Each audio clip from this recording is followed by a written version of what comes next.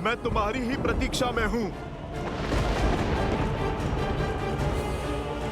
लगता है पूरी सेना भेजी है यमराज ने। तुम नहीं जानते, इस हनुमान के पास ऐसा अस्त्र है जो इस पूरे संसार पे भारी है। वो है मेरे प्रभु की भक्ति। श्री रामम श्री रामम श्री रामम। सावधान! आभास था मुझे कि अयोध्या में कुछ ठीक नहीं घट रहा है, इसलिए मैं सज्ज हूं स्वागत के लिए। मैं तुम्हें चेतावनी देता हूं, वहीं पर रुक जाओ।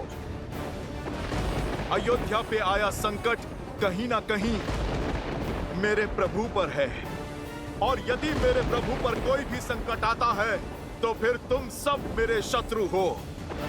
फिर मैं तुम्हारे साथ वही करूंगा जो एक शत्रु के साथ किया जाता है।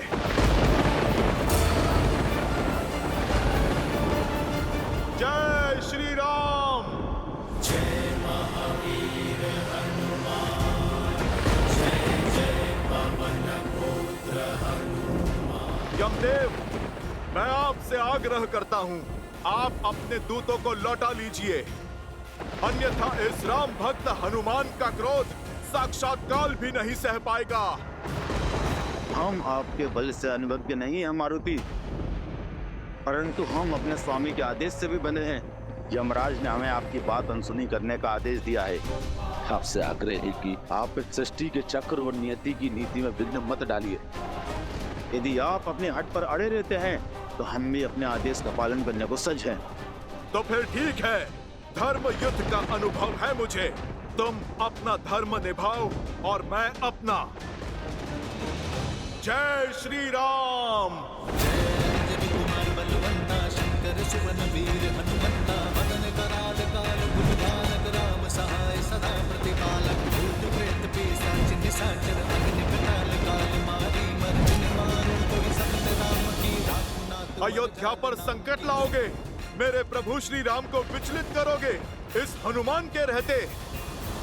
देखिए जगत पिता, देखिए क्या हो रहा है।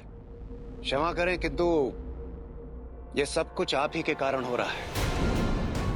आप किसी को भी कोई भी वरदान दे देते हैं। देखिए, एक वानर को शक्तिशाली बनाने का परिणाम यमदूत को अपना काल दिखा रहा है और चला है नियति के चक्र के मध्य एक बाधा बनकर। आपको ज्ञात होगा, आप ही ने दिया था ना वरदान अजय, अमर और चिरंजीवी होने का। अब वो आप ही के वरदान का दुरुपयोग कर रहा है और हम यहां विवश खड़े हैं, कुछ नहीं कर पा रहे। परंतु उनके पल के आगे झुककर हम अपना उत्तरदायित्व भी नहीं भूल सकते न इंद्रदेव। सृष्टि का नियम ना टूटे, इसलिए मुझे स्वयं हनुमान के समक्ष जाना होगा।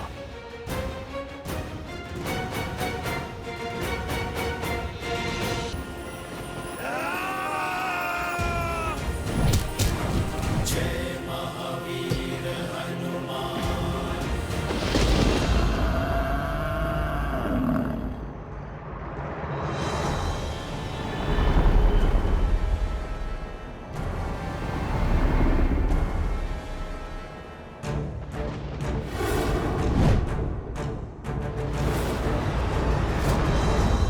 प्रणाम यमदेव। प्रणाम करने वाले को आशीर्वाद देने की रीत है, किंतु मैं आपको क्या आशीर्वाद दूं हनुमान। सारे आशीर्वाद तो आपने प्राप्त कर लिए हैं। बस आशा करता हूं कि आप उन आशीर्वादों का अनुचित प्रयोग न करें। शक्ति होती ही इसलिए है जो समय पड़ने पर काम आए, और मेरी दृष्टि में मैंने कभी भी किसी निर्बल को नहीं सताया, किसी के साथ अन्याय नहीं किया, बस अपना धर्म निभाया, जो है मेरे प्रभु और उनके परिवार की रक्षा करना। यदि मेरे प्रभु और उनके परिवार पर कोई संकट आएगा तो फिर मुझे मेरी शक्तियों का प्रयोग करने का पूर्ण अधिकार है। यदि मेरी भक्ति आपको अपराध लगी है तो वो भी स्वीकार है मुझे। हनुमान, तुम स्वयं जानते हो। मैं या ये यमदूत तो क्या, तीनों लोक में ऐसा कोई भी नहीं तुम्हारा कोई अहित कर पाएगा। और जिन्होंने तुम्हें शक्तियां दी तो तुम उन्हीं के विरुद्ध खड़े हो जाओगे, तो ये तो कृतघ्नता होगी ना। तुम्हारी भक्ति उचित है, पर उसके लिए पूरी सृष्टि का संतुलन बिगाड़ देने का अधिकार तुम्हें कैसे मिल जाता है? देखिए यमदेव, मैं ठहरा वानर। मेरी सृष्टि तो बस मेरे प्रभु श्री राम ही हैं, और मैं हर मूल्य पर उनकी रक्षा करूंगा। आप यदि जानते हैं मेरी शक्ति, तो फिर मेरा आग्रह मानते क्यों नहीं? आप लौट जाइए। मैं ये नहीं चाहता कि मैं किसी का अनादर करूं। अयोध्या की सीमा छोड़कर बाकी पूरी पृथ्वी है आपके पास। आपको अपनी सृष्टि का संचालन जैसे करना है आप कीजिए। कौन रोकता है आपको? बस इस अयोध्या में ये हनुमान आपकी नहीं चलने देगा। हनुमान, जिन देवों ने तुम्हें शक्ति दी है उन्हें शक्ति का अकाल नहीं पड़ गया है, पर यह लड़ाई महाविध्वंस की तरफ जाएगी, मानवता के विरुद्ध जाएगी, जो मैं टालना चाहता हूँ। तो टाल दीजिए ना। आप अयोध्या को छोड़ दीजिए। संकट चला जाएगा, संकट टल जाएगा। ये ठीक नहीं है हनुमान। मेरे लिए बस वही ठीक है जो मेरे प्रभु श्री राम के लिए ठीक है। तुमने कोई मार्ग नहीं छोड़ा हनुमान। तुम क्या सोचते हो कि काल के मार्ग में आओगे तो काल मार्ग बदल देगा? ये तुम्हारी भूल है, भूल। तो फिर आइए यमराज, अयोध्या की ओर कुदृष्टि डालने की आपकी ये भूल मैं सुधार ही देता हूँ।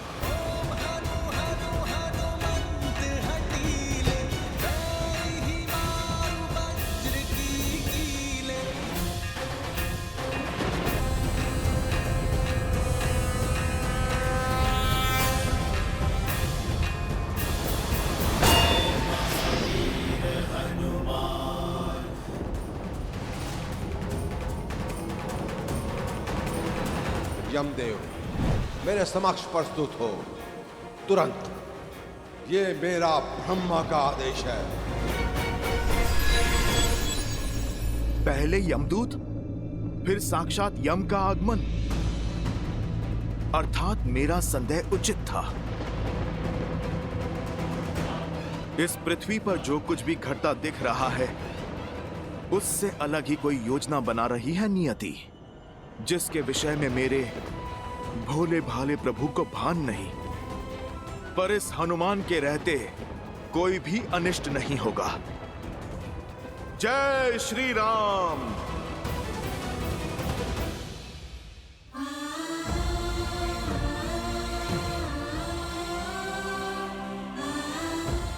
तो ये है वो राम के पुत्र जो धर्म की स्थापना करने के लिए मेरा सामना करने आए थे।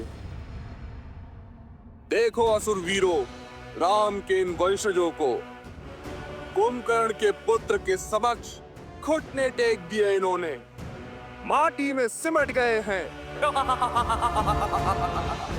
लव, कुश, युद्ध भूमि में महत्वपूर्ण ये नहीं है कि कौन गिरा, महत्वपूर्ण ये है कि गिरकर फिर से कौन उठ पाया। तुम उन श्री राम के रक्त हो जिन्होंने 14 वर्ष वनवास के दुख भोग कर भी बिना किसी सैया के दशानन का सामना किया, जिन्होंने बिना कवच के हर प्रहार सहा। तुम टूट नहीं सकते, अधर्म के समक्ष झुक नहीं सकते पुत्र, क्योंकि यदि तुम टूटे तो श्री राम का राम राज्य का सपना टूटेगा।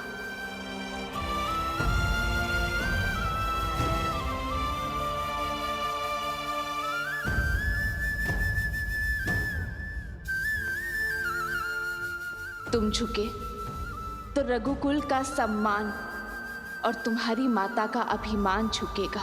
जो इतने लोग श्री सिया राम में विश्वास करते हैं, उनका विश्वास टूट जाएगा।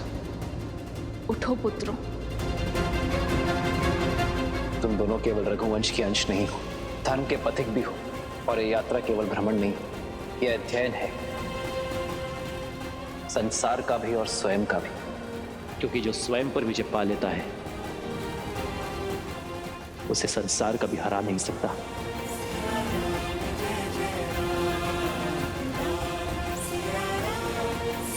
माता, माता।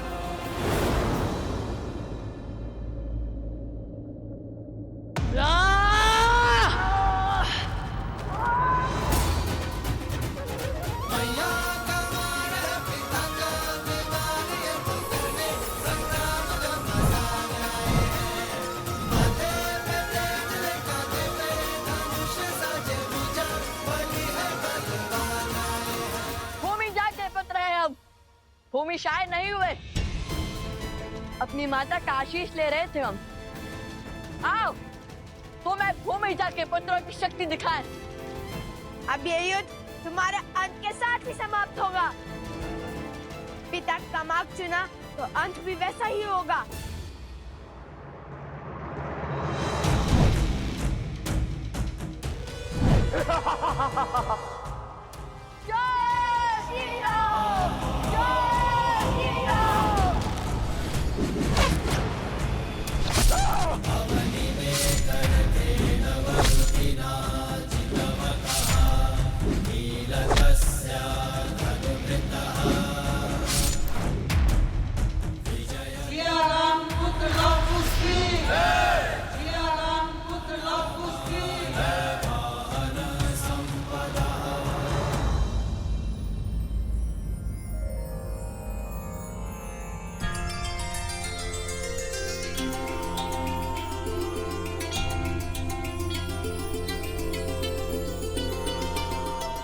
तुम्हारा मार्ग और तुम्हारी सोच अवश्य अनुचित है, किंतु तुमने अपना पुत्र धर्म निभाया है, इसलिए तुम इस प्रणाम के पात्र हो। हम देवताओं से आपकी मुक्ति की प्रार्थना करते हैं, बुरे से बुरे व्यक्ति में भी। यदि अपने माता पिता के लिए आदर का ये भाव रहे तो हम उस भावना को नमन करते हैं। आशा है कि तुम समझ गए होंगे कि प्रतिशोध की अग्नि स्वयं को ही स्वाहा कर देती है। समझ गया, और ये भी समझ गया कि कितना अभागा था मैं जो रघुवंश की महानता नहीं समझ सका। आज समझ आया कि पिता का मान उसके बुरे कर्मों का अनुसरण करके नहीं, शुभ मार्ग पर चलकर और उन्हें भी शुभ मार्ग पर लाकर होता है। संतान हो तो लव कुश जैसी, राम नाम सत्य है। भज मन राम नाम सुखदाई। आर्यवर्त का भ्रमण तो संपूर्ण हो ही गया है कुछ। अब बस शीघ्र ही पिताश्री से भेंट करने की इच्छा है भैया। हनुमान से लड़कर कोई लाभ नहीं, इससे केवल समय ही व्यर्थ होगा। तो मार्ग क्या है परमपिता? महादेव अब केवल वही हैं जो हम सबको मार्ग दिखा सकते हैं। ब्रह्मदेव, हम गए थे महादेव के पास, किंतु उन्होंने सारी बात श्री राम पर डाल दी। अब श्री राम तो आपके प्रिय हनुमान जी की सौगंध से बंधे हैं। इसीलिए हमें अब महादेव के पास ही जाना होगा।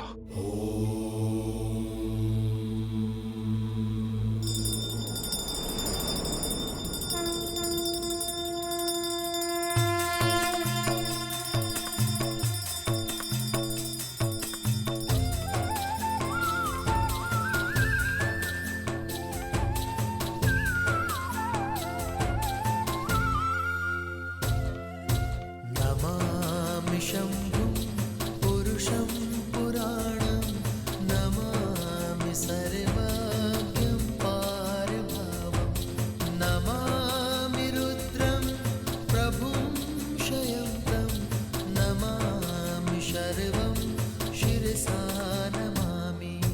नमामि शंभुं पुरुषं पुराणं, नमामि सर्वज्ञं पारभावं,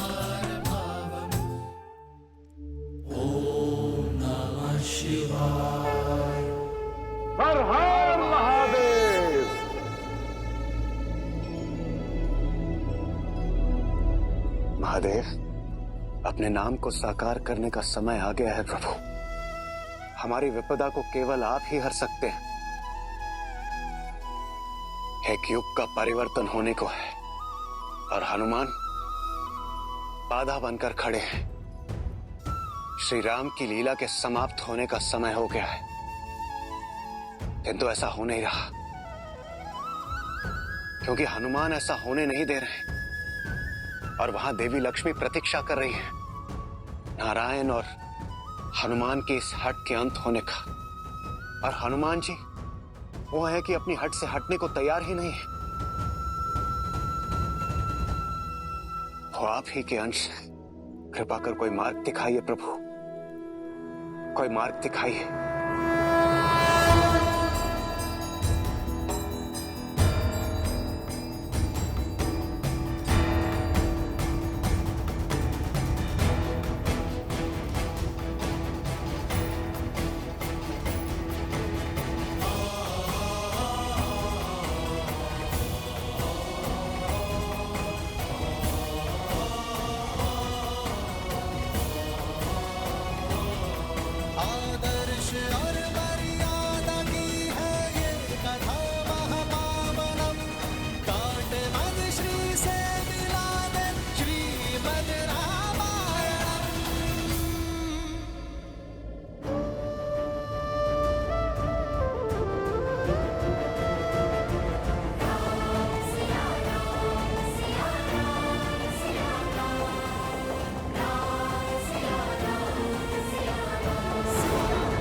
सीते,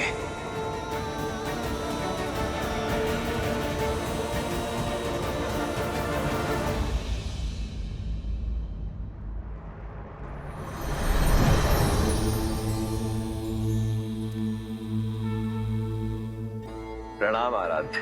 प्रणाम महादेव। आप तो अंतर्यामी हैं, सब जानते हैं, परंतु फिर भी ऐसा कुछ है जिसे आपको स्मरण कराने के लिए मेरा यहां आना आवश्यक था। शेष की शैया सज्ज है, देवी लक्ष्मी भी प्रतीक्षा में है, परंतु केवल वही नहीं है जो नारायण की प्रतीक्षा कर रही है।